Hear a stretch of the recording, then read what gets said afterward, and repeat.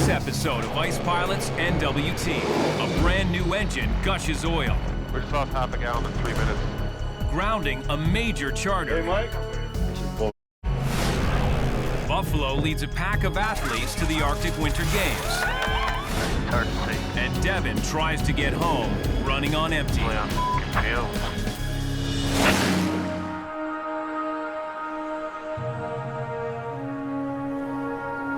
A bright, cold morning in the Northwest Territories.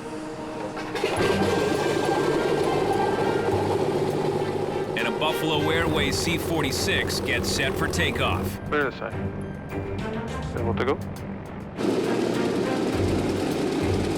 It's going on an ambitious 2-day cargo haul to the high Arctic. On that power Buffalo 508, run them complete, ready for takeoff. Clear takeoff runway 15. Known by its registration letters TXW, it's one of the senior citizens of Buffalo's fleet. But this 65-year-old plane isn't over the hill. It boasts a newly overhauled Wright engine. TXW is running really good. It had a new engine on it, and a long haul is good for a new engine. It lets everything break in really nice. All right, ready? Able to go?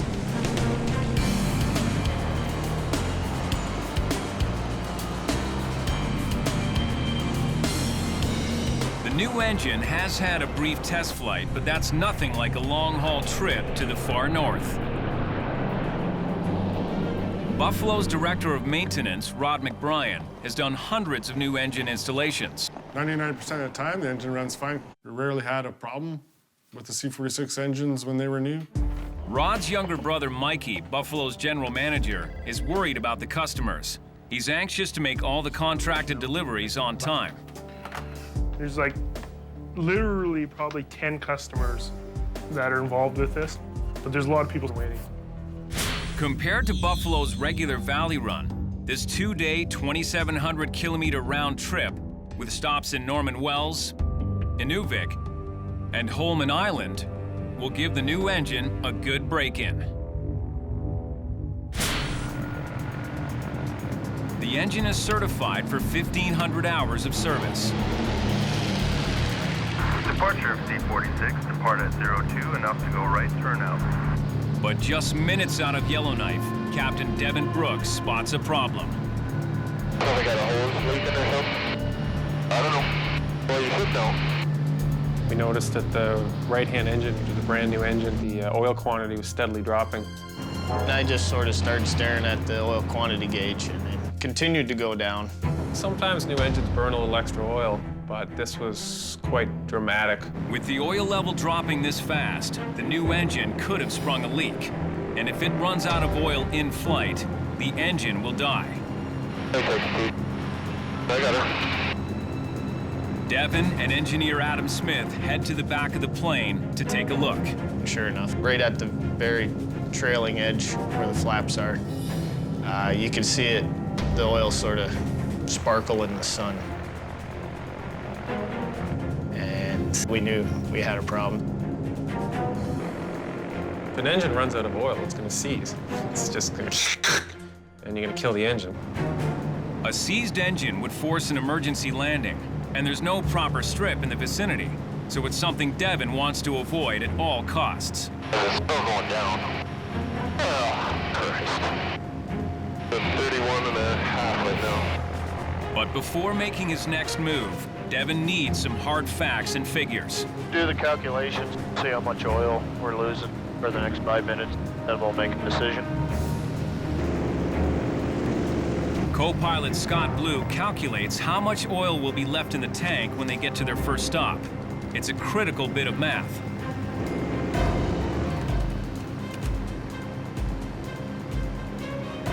We just lost half a gallon in 3 minutes.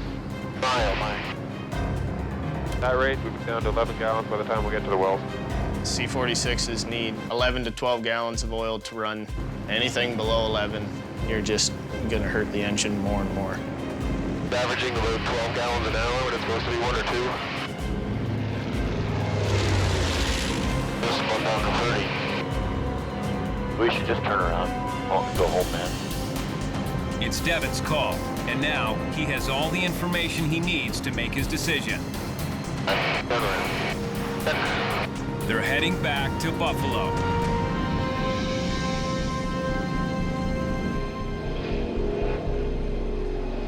Yellowknife Company, it's TXW. Go ahead, TXW. You can let maintenance know that the new engine on the right side has got an oil leak. We'll see you in 15 minutes. Okay, copy. With many customers waiting, this is not the news Mikey wanted. Rod or Cliff, call 200. Rod or Cliff, 200. The C-46 makes a beeline for the Yellowknife Airport.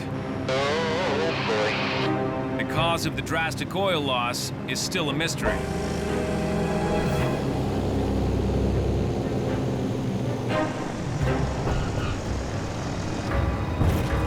The plane touches down. Its right engine still leaking oil by the gallon.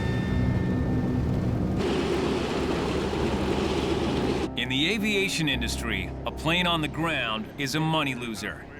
Rod and his team need to get her back in the air ASAP. We'll have to go through the oil lines, Front pump. front pump, everything, eh? Like, But even Rod, with all his experience, could find it tricky to diagnose this problem. At this point, we're not sure, right? Take a look. Could be simple. Usually it is simple. Just how long will it take you to find that simple thing? pretty smoky, eh? Yeah. Theoretically, that engine should have been 100% good to go for 1,500 hours. That don't look good. You got to make sure that there isn't something stupid that happened. The pilots overfilled it or anything like that. Hey, this is Mikey at Buffalo Airways. It's 20 after 11 here. We are running late with the aircraft. Like his dad, Mikey likes to keep his far-flung customers happy, but now he's in damage control mode. Just wanted to let you know. Thank you. Bye. Well, let's open her up. On the tarmac, the maintenance crew examines the C-46's right engine. Checked all the lines out, made sure they were all definitely going to the right spot. We took a couple off to see if it was still puking oil out. Not a good sign. They ran it a couple times. Where do you think it is? I think it's blower seal. So do I. That's internal in the You engine, gotta, buddy. pull, you gotta pull the engine off. Yeah. Forget it. It's done. It's done. Brand new engine, 1.4 hours on it. The blower seals all went in it. Somehow this engine had decided to inject huge amounts of oil into its air intake system. Okay, she's pooched. Looks like we're gonna have to unload it. There's a couple of places down in the United States that overhaul the engines for us. They take them all apart, inspect everything, make sure it's within tolerances, and put it all back together. Every part was either replaced, rebored, reground, or restored to original specs. But the overhaulers clearly missed the mark.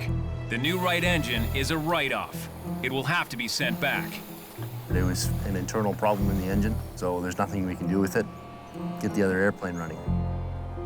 And that's when it hit the fan. Buffalo's C-46 is grounded with one engine hemorrhaging oil. It was about 3/4 of a gallon for every 5 minutes. That's a little excessive. Now, they need to get the other C-46, known as AVO, ready right away to go on a 2-day multi-stop cargo charter. But Chief Pilot Arnie Schrader has just discovered a major flaw with that plan. Must not have been plugged in, this thing, I guess. Stiff. In the winter months, when the temperature dips below -30, AVO is always plugged in to keep it warm and ready to go. Be all naked. But somebody forgot to plug it in last night. I'm a little upset that the airplane wasn't plugged in. I'll take responsibility for it. I should have asked the co-pilot. I should have asked maintenance. I should have asked operations. I just forgot about it. And that leaves General Manager Mikey McBryan's carefully constructed delivery schedule in shambles. That sucks. Oh, here comes the boss, too. The boss, Mikey's father, Buffalo Joe McBryan, the sole owner of the company and a man with a short fuse. Why would we go out with a brand new engine? People waiting for us, home and island. Groceries on the airplane, we don't even have our backup plugged in. Why do you think I got 246s? So you guys better get your together today, because this is not going to be a good day, I can see that. Well, it was going to be a good day. Now, not so good.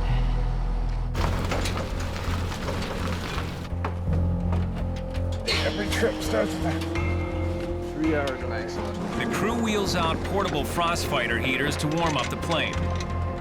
Do we have extra gas for these? Because if these run out of gas, then we're in big trouble. They want to defrost AVO as fast as possible so they can get it in the air. Where's the rest of the crew? But Joe knows they'll never defrost the plane in time with these weak heaters. You cannot go at 30 below on frost fighters. I know that. All you gotta do is put water in your oil. Yeah. Up the engines. Yep. You gotta blow the frost out of it. Yes, I know. You can't do it with a frost fighter. Nobody will listen. If this is the best we can do, I don't want to see it. This is bull. I got like 7 quotes I gotta get off right now. Bring them all in. This is bull. This ain't gonna continue. What? Canadian North waiting for DC-4 stuff. Because if we can't get that thing away, don't even think about tomorrow. There isn't even power going to the oil tanks on that airplane. There's nobody but nobody's watching that. And that's going to crash. Trust me. Okay. You want to go along with it? You want to push it to a breaking point? You're there.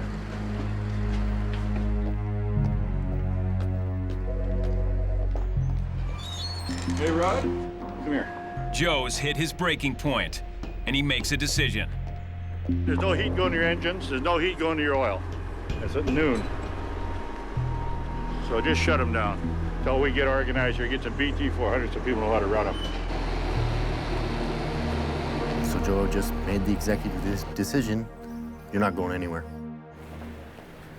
Decisions like this are how Buffalo Joe has run his airline safely for over 40 years in some of the most demanding conditions on the planet. Hey, Mike. We're shutting down. Get him in here, Mike. Get him in my office right now. Oh, no. AVO won't fly until tomorrow when it's thawed. So I think you guys can... But then Joe brings up a new issue. The right engine on the plane has been burning a lot more fuel than the left. It has been burning 121 gallons on the right-hand engine per hour. On a long-haul flight to the high Arctic where fuel is scarce, it's a major concern. Yeah. This trip here, we got max risk everywhere we're going. Yeah. The plane could literally run out of gas in the middle of nowhere. You know, I just have to question the fact if AVO wasn't good enough to go this morning, why is it good enough to go tomorrow morning? He knows what can go on when you leave base. Now that he's a boss, sending a bunch of younger guys out there, he knows there's not much fuel up in the Arctic anymore. At the end of the day, he's trying to make sure that we're okay. That airplane, if it's going to go tomorrow, it's got to be managed and monitored by one person. Well, because of the fuel burn, Joe wanted somebody to take responsibility. Someone back home, and Rod said he would. So we made the decision that I'd call him with the exact fuel burns from Yellowknife to Norman Wells. The usual fuel burn for a C-46 engine in these conditions is about 100 gallons per hour. AVO's right engine is going through over 20% more. Okay, now it gets to Norman Wells tomorrow burning 121 gallons an hour. We're going to turn the airplane back, aren't we? Well, yeah. It will be up to Devin to minimize the right engine's excessive fuel burn. If he can't, Rod will cut the trip short. Oh.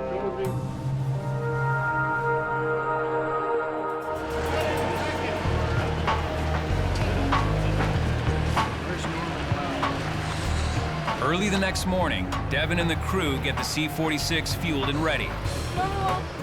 Last-minute cargo is added for the 2-day run to the high Arctic.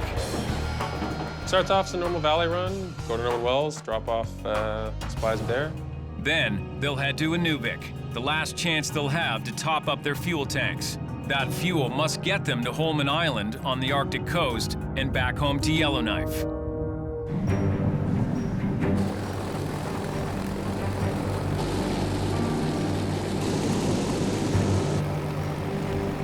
On this leg of the trip, Devin will keep adjusting the air-gas mixture in the carburetor to minimize fuel consumption.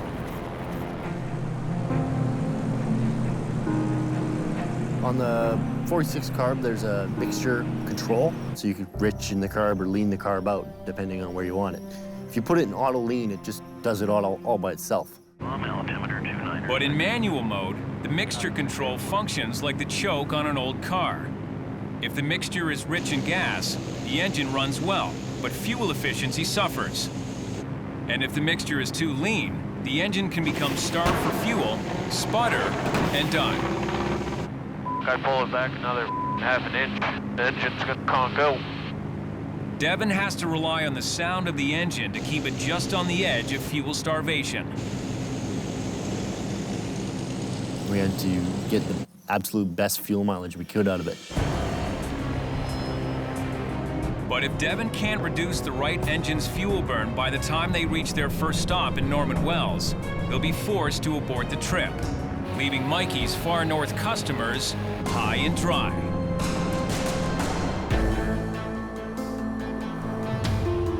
At the Norman Wells Airport, 700 kilometers north of Yellowknife, Buffalo's C-46 touches down.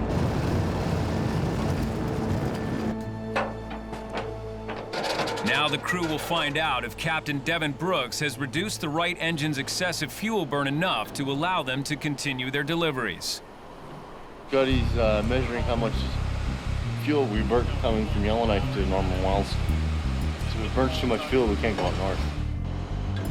It's my job to go out on the wings and dip the tanks with the fuel stick. Put it into the tank, comes out, you can see on the gauge where the fuel line is, and you write it down, and that's how much fuel you have. Favorite part of the job. Old ladders and old planes. It all comes down to a line on the dipstick and co-pilot Scott Blue's math skills. The aircraft has fuel gauges on the dash. That's for reference only. Anybody who ever believes a fuel gauge in an aircraft, any aircraft at any time, is gonna run out of fuel. Let's see what the calculations are. If it's good, we go. No good, we're going home. So roughly 110 gallons an hour. Did you? 110 and 100. All right, I'll be back. Devin's done his part, managing to bring down the right engine's fuel consumption by over 10 gallons an hour. It's time to call the bosses. We got our fuel burn a little bit lower, but now it's their call. Good morning, this is Devin. Can you page Rod for me, please? The decision on whether the trip can continue rests with Rod McBryan. Hey, Devin. We're in the Wells. Got some fuel burns for you. Yeah. Rod will decide if the plane will return home or risk continuing on to the high Arctic. All right, we'll talk to you in a few hours. Take care. Bye. We're going to the Arctic. Yeah. The cargo haul is a go. You know, we're just glorified bus drivers, man. We do what we're told. We go where we're told to go with the planes. Devin must still manually keep the fuel mixture as lean as he can to minimize the right engine's consumption. Gotcha. As they take off for Inuvik, he and his crew can only hope the fuel burn rate doesn't get worse. As the C-46 heads north, 1,700 kilometers east in remote Rankin Inlet, a very different kind of mission is underway. A Buffalo DC-3 is about to become a flying kennel. Welcome to sunshine and... Maybe not. Welcome to Rankin Inlet. Justin Simley is the captain of this charter to haul dogs and mushers to the Arctic Winter Games in Grand Prairie, Alberta. Then we'll get the dogs on and we'll put the hockey bags on top. He's flying with co-pilot Sean Barry and flight attendant Audrey Marchand. I was expecting something really small in the middle of nowhere. That's pretty much how it looks like. The hamlet of Rankin Inlet is a mostly Inuit community with a growing population of 3,200 and about 1,000 dogs. In the old days, every community, every family had a dog team. Everything that moved in the winter moved by dog sled. Dog sled use goes back centuries. And tough, smart sled dogs were a source of pride to their musher. It wasn't until the 1970s that snowmobiles supplanted dog sleds as the primary mode of local transportation in the north. But in Rankin Inlet, dog sleds are still used for fun, and kids are taught the fine art of mushing at a young age. The tradition is now a sport. You take any survival skill, when it's no longer needed as a survival skill, eventually it becomes a hobby and then a sport for those that can afford it. On the tarmac, the crew loads the 3 Rankin Inlet teams. 1, 2.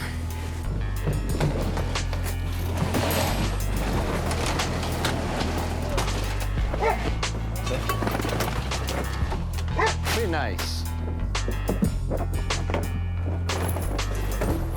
That's it. That's it. With all 22 dogs, sleds, gear, mushers, coaches, and chaperones on board, the DC-3 is loaded to the gills. So you guys got everything?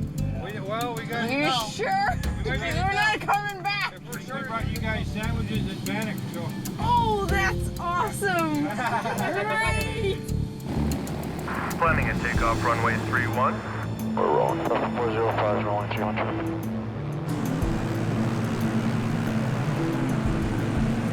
The DC-3 will travel 1,800 kilometers southwest to the Arctic Winter Games in Grand Prairie, Alberta, stopping halfway to refuel in Stony Rapids, Saskatchewan.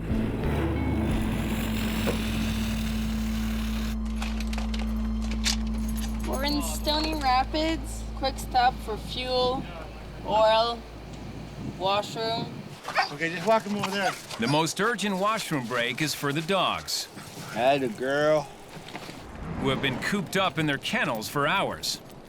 We got another 4 hours to go, so I don't think they'll hold it that long. Come on, use it. Work on that.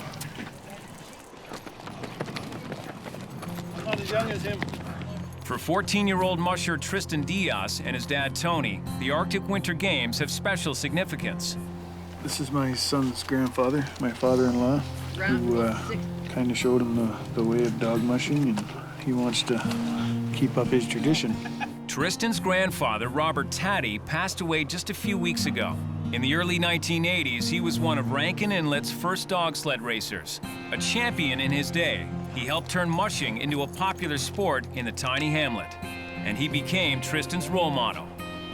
Fueling up the DC-3, Audrey takes Tristan under, or rather onto, her wing. Tristan is a really quiet kid. You kind of have to ask questions and get close to the kid, like to really know how he feels. Tristan has only been racing for a couple of years, so making the Arctic Winter Games team would have made his grandfather proud. His first Arctic Winter Games, so he's off to a good start. Let's sit right here.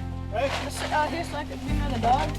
Hey, let's do it. Everybody's present. With the DC-3 refueled and the dogs relieved, Tristan and the rest of the Rankin Inlet mushers are off to the races.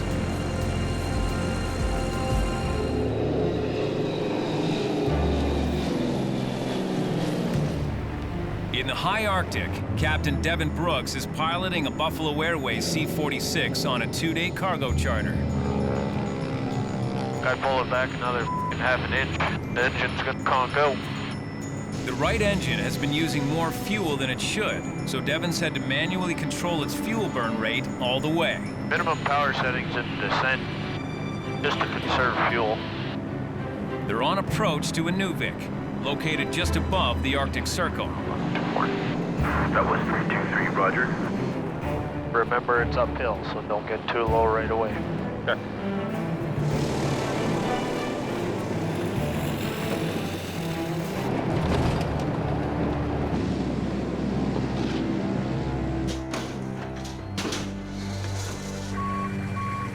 Devin kept the C-46's right engine fuel burn under control on the flight from Norman Wells. Hey? I am. On tomorrow's flight to Holman Island, Devin will have some new limitations. In Inuvik, we had a load of windows and doors to go to Holman Island. There was probably 20 windows, all varying sizes, and 20 doors. What was the total weight? 6,000 or something? Specially designed for the extreme temperatures of the Arctic, the quadruple pane windows are filled with insulating argon gas. Perfect for the chilly north. Not so perfect for air travel. At high altitudes, the argon gas expands. If you fly above 10,000 feet, the window will crack and it'll be ruined. Flying at high altitude helps conserve fuel. But it's a strategy Devin won't be able to use on their way to Holman Island tomorrow. And he won't be able to fuel up once he's there either. The one good thing about a Nuvik is you know there's always fuel there. But not in Holman Island. So Scott fills the plane's 6 fuel tanks to the top.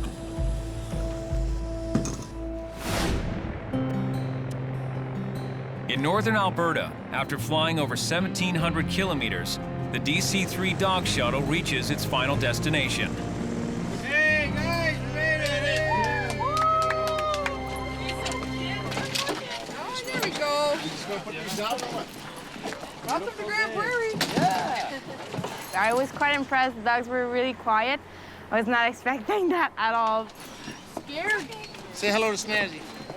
Starting tomorrow, these teenage mushers will compete in the Arctic Winter Games. You gonna kick some ass or what? Yeah. Yeah, probably, eh? Thanks for the smooth flight. Hey, thanks, man. That was fun. That was really cool. We'll do it again, just in reverse. Yeah. The Buffalo crew won't be staying to watch the races, except for Audrey. Aww. She's made different plans. I'm staying here by myself and enjoying the Arctic Winter Games and seeing the race with the mushers and stuff like that. So yeah, it's gonna be awesome.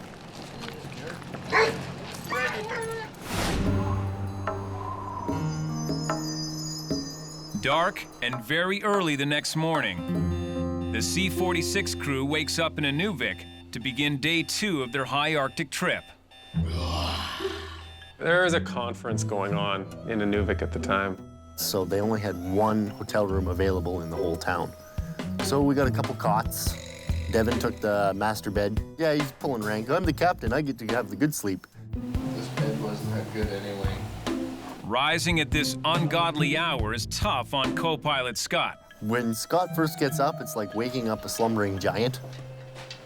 Be a little groggy in the morning, but you know, they're not fighting to get me out of bed or anything like that. I'm just sort of moving a little slower. A little sleepy. Good. Fight of Champions, breakfast of champions. He doesn't really wake up for the first probably about 2 hours, and he's just kind of in zombie mode. They pack up and head to the airport. You know, you try to prepare for as many issues as possible. Wow, locked out. But you can't prepare for everything. We are locked out. Nunavik Airport. The airport isn't open yet. It's the pace of the day. Using his early morning zombie talents, Scott finds a side entrance.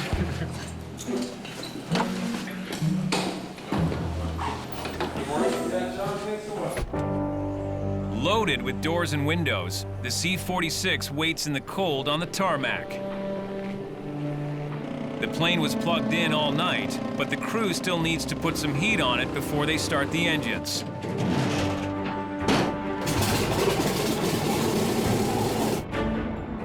Buffalo 322, Inuvik radio. Yeah, 323's on Charlie, taxiing for runway 06 VFR flight plan at 5,500. With the C-46 fuel tanks pumped full, they're headed for Holman Island and then back to Yellowknife. It's quite a trip, about 900 nautical miles. It's just nerve-wracking because you're so far away from home.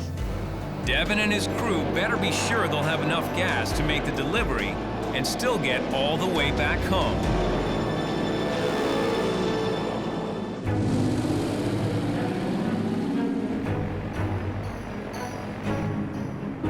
Captain Devin Brooks and his C-46 crew were on the lookout for their destination, Holman Island. It's hard to see.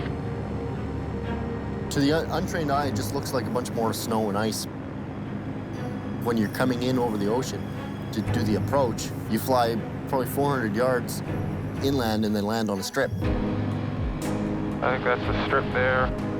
The pilots are flying VFR, Visual Flight Rules, with no modern technology other than GPS to help them identify the home and runway or assist them in landing on the primitive strip. Right now we're on our descent with our load of windows and doors.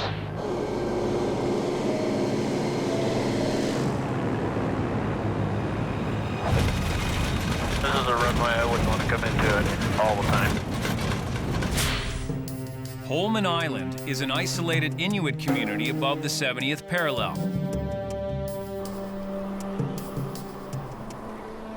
It's actually a really nice, beautiful place to come. It's just there's no one here and you're in the middle of nowhere. Now the offload can begin, except for one problem. They didn't have a forklift in Holman. It was just a big bucket loader. That's a big bucket. It's huge. It's not ideal for unloading fragile windows, but it will have to do.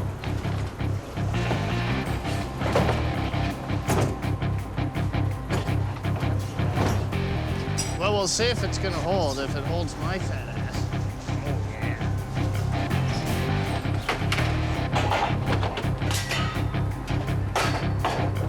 Just a big puzzle and a big bucket. A little bit of Arctic ingenuity, get the job done. Yeah, you got me sweating for once. The cargo unloaded, the crew starts thinking about getting home. Scott's dipping the fuel tanks, checking out what we have in the tank, and then trying to decipher how far we can make it. It's not good news. They had to fly at a lower altitude because they were hauling pressurized windows. So the flight here has burned up a lot of precious fuel. Showed them exactly what we had, exactly what we were going through, exactly what I projected that we'd have back in Yellowknife. That's all, for sure? That's exact as I can get it. I was worried when he gave me the calculations of gas for the right side. The left side's fine. 2 drums on the right, we'd be laughing. Because the right engine is burning more fuel, the right wing tanks now have 50 gallons less than the left. Trying to get a hold of these guys, see if Holman, there was no avgas, but there was another company in there that had a couple of its own drums. Just wondering if one of you guys could give me a lift into the hotel. I want to see if I can get a drum or 2 of fuel. I got a fellow take me down to the hotel where the boys were staying. Thanks. Begged for a drum of gas. Yeah, sorry guys, we'd like to just say take one, but our fuel cache is pretty tight as it is right now. So. The drums of avgas are right beside the tarmac, but they're off limits to Devin. In all honesty, if we had landed there at 10 or 11:30 at night and nobody was there, we probably just would have taken one, left a note. Instead, Devin comes up with a new plan. Crossfeed. Crossfeed and tell me when to stop. A crossfeed line allows Scott to move fuel from the left wing tanks to the right, so the thirstier right engine won't run dry in flight. Well, I can't change the way it's burning, but you'll equalize the time in the air that you have available in each wing. So, transfer a bit of fuel from one side to the other. It'll even things up a little. With this clever maneuver, Devin may have bought some added flying time, and they'll need every second. It's over 900 kilometers from Holman Island to Yellowknife. And Devin will try to make it there on the avgas he still has left in the tanks.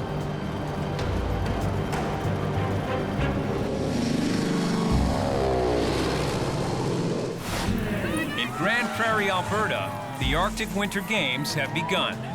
The juvenile dog mushing event is a time trial. 14-year-old Rankin Inlet musher Tristan Diaz will be relying heavily on his 5 dogs. And pulling the sled is programmed into their DNA. They're a sprint dog. They'll do 50 miles in a day. They're very fast, very small. They've been bred for thousands of years for this, and that's what they know to do. You put a harness on one of these pups, they immediately start pulling, and they just love to do it. 1 minute. 1 minute to race stop. Tristan is racing in the memory of his grandfather, who inspired him to become a musher.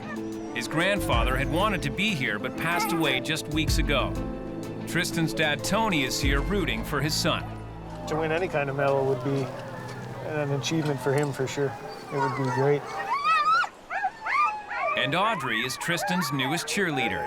Good luck, Tristan. You can do it. 3, 2,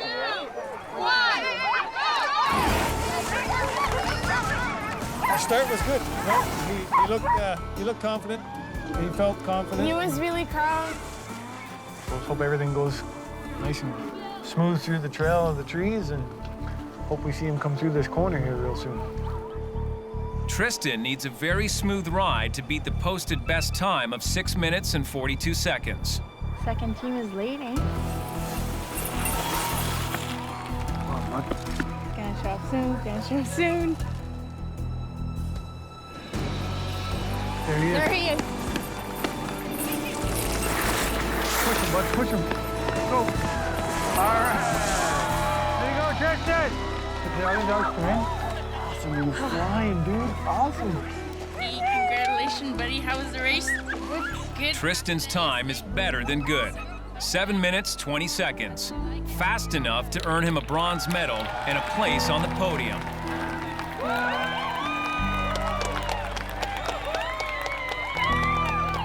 Awesome, good for him, like 3rd place. He was really happy, really, really happy. I think he was a little proud too. Meanwhile, in the high Arctic, the C-46 has been in the air for just over an hour. Now, Devin must make a critical decision about his route. He can detour from his flight plan and stop in the hamlet of Kugluktuk, where there's avgas available. I want one out of this thing, or close to it. But Devin would rather push on. The C-46 is needed back in Yellowknife for the Valley Run. His best chance of making it home without refueling is to climb to 11,000 feet, where the C-46 can fly faster. We should have climbed, we climbed fast. We should get 45 minutes out of that. I knew if we got up real high on the way home being empty, that we'd get a half-decent ground speed. But before Devin burns fuel by climbing, he wants Scott to check his calculations again. He needs to be sure there'll be enough left in the tanks to get them all the way home. There's a legal minimum amount of fuel you're required to have on board in case of emergencies, right? The minimum reserve is only good for 30 minutes of flying, so Scott's calculations must be extremely precise. Need the most accurate ones you've ever did. I will. You run out of gas, the engine's shut down, you know. You're several thousand feet off the ground in something that weighs 20 tons with no power to stay in the air. It's just a giant glider.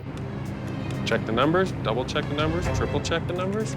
Okay, we get a nice push on the tail, we're good. Let's take her up to 11,000 feet. Devin's made his decision. They're going to bypass Kugluktuk and make a run for Yellowknife. Now, there's no turning back.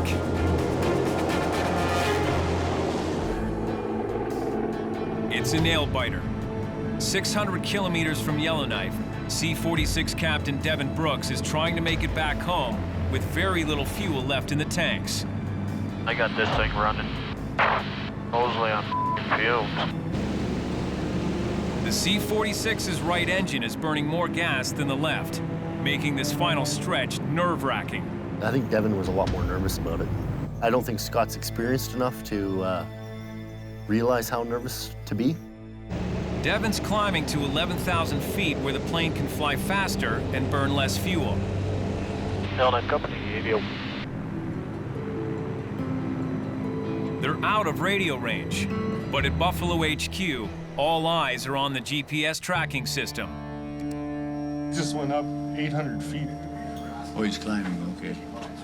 So if he was coming straight home, that's a flight plan he might be taking? Yeah. I think he's heading for Yellowknife is what I think he's doing right now. We're up at 11,000 feet now. 9,500, which we usually cruise home at. At this altitude, there's less drag, so they're flying 40 knots or 70 kilometers an hour faster, giving Devin better fuel efficiency, something he desperately needs. Our ground speed was, I think, between 197 and 200 knots. But Devin still has to keep his engines running extra lean to burn as little fuel as possible. Back at Buffalo, they're glued to the screen tracking the flight. So yeah, most people go home and watch a hockey game, and we watch C-46 fly around. But this is no game. Devin's done everything he can to conserve fuel in order to make it home with the legal limit still in the tanks as reserve. Fortunately, they received a bit of help as well. I think we'll be okay here. We had a pretty good tailwind the whole way home. Buffalo 324 is 5 miles back. Get a wind check, please. Finally, after nearly 3 hours in the air, the Yellowknife Airport is a welcome sight. Land runway 15. Clear land 15, Buffalo 324. Been at 11,000 feet, doing 200 on ground speed all the way home to alive. Yeah, that was a good call.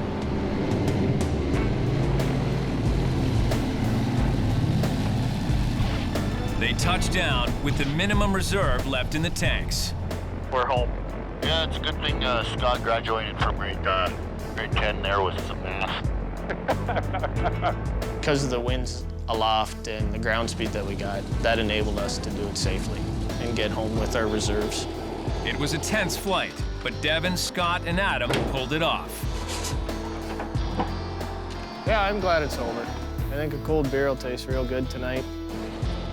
After a rough start 3 days ago, the C-46 crew managed to deliver the cargo to the high Arctic and bring the plane home. We had very close to what we projected left in the tanks when we got back to Yellowknife. Looked out beautiful.